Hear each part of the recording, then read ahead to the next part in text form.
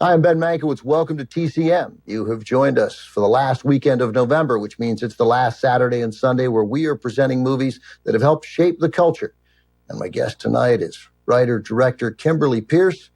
Her films include Boys Don't Cry, which we will have later tonight. Looking forward to that. Stop Loss, the 2013 version of Carrie. Kimberly, great to see you. Thanks for joining us.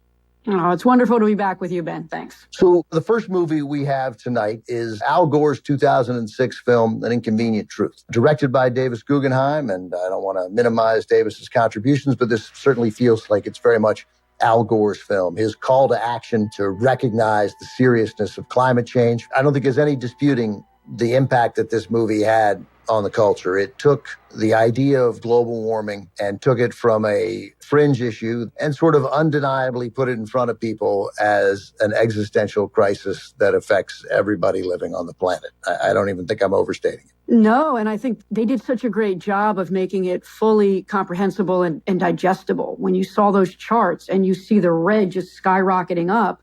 And what's great, I love that moment when he gets on the lift and he's like, oh, let's talk about like off the charts. And literally the lift keeps going higher. And so you're adding to the chart.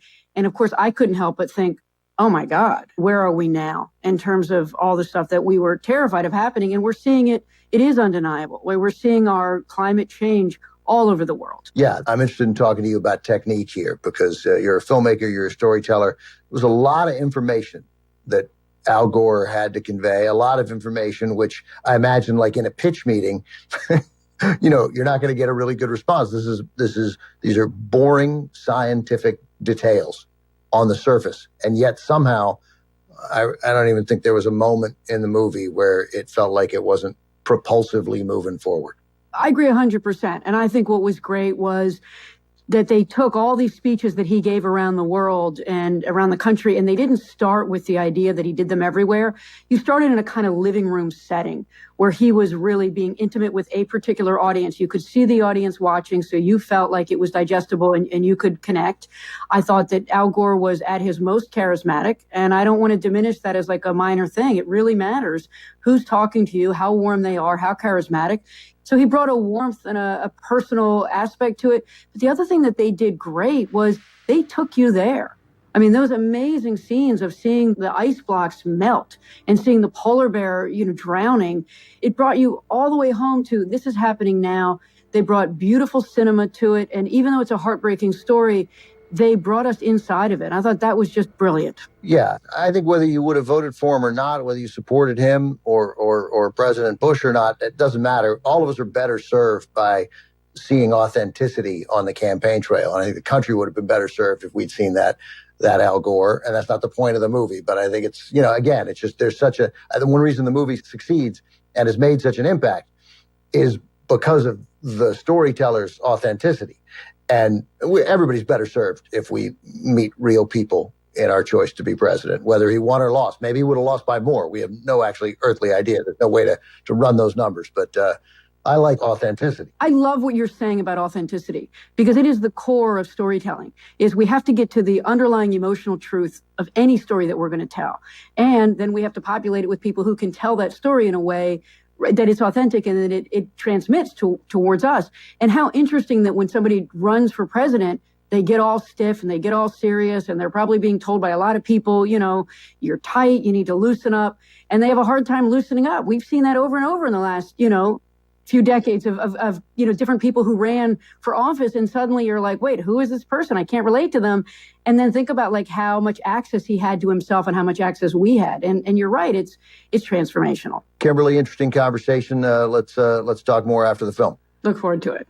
Here it is from 2006, the Academy Award winner for Best Documentary, directed by Davis Guggenheim, Al Gore's An Inconvenient Truth. Welcome back. I'm Ben Mankiewicz, joined by filmmaker Kimberly Peirce, writer and director. Her film Boys Don't Cry is coming up next. But first, we want to wrap up our conversation on An Inconvenient Truth. Kimberly, thanks for being here. Always a pleasure. Thanks, Ben. We just saw Al Gore's film from 2006, An Inconvenient Truth, about the pressing need to take action to combat global warming. It's really distressing. We talked about it before the movie, that 16 years have gone by. Some of the very things that we saw the vice president warn about in the film have come to fruition. And we clearly have not taken aggressive enough action, while recognizing that there just wasn't the political will for it, and may still not be the political will for it. Absolutely. I mean, it's almost like the singularity is near. We are moving much quicker towards all this. I mean, we can see it with the flooding. We can see it with changes in temperature. People shouldn't be confused that global warming always means warmer. It can also mean colder. I mean, I think something interesting here in California is I've been trying to get solar, for the last year. And in fact, California is out of electricity.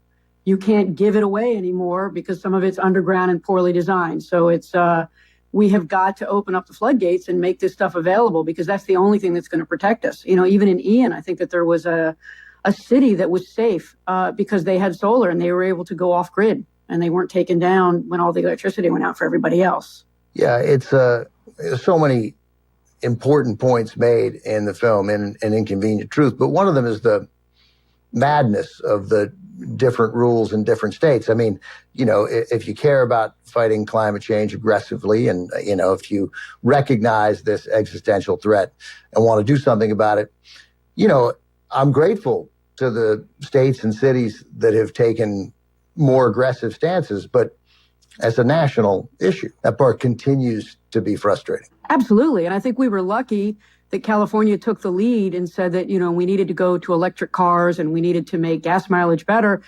I'm amazed that when you look back at the documentary, which we both just rewatched, there was you saw that the Ford Motor Company and American car companies were not making the change. But now they are making the change because they found that it was good business.